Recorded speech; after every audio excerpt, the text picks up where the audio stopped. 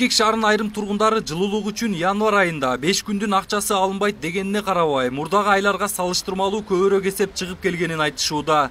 Мындай даттанууларды айрым маалымат агенттиктери жазып чыкты. Анда өткөн жылдын декабрь айына бир үй бүлөгө 712 сом 96 тыйын чыгып келгенин, ал эми январь айына болсо 5 күндө эсептебегенине карабай 1541 сом эсеп келгени айтылган. Ошондой эле биздин телеканалга атын атагысы келбеген жаран телефон аркылуу байланышка чыкты. Мурунку айда деген бир 800 канча сом чыгып келген да.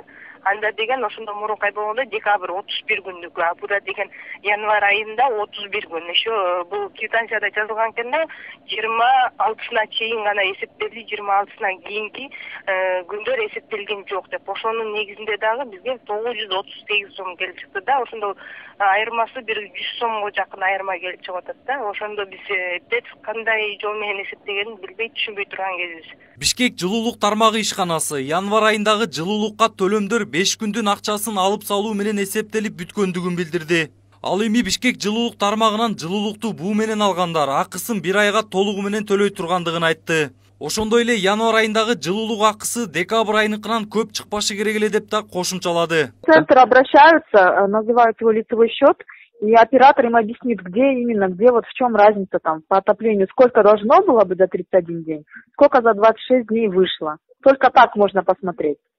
А так, не разбираясь в счете, все так думают, что нету перерасчета. Колл-центр позвонит 61 11 69.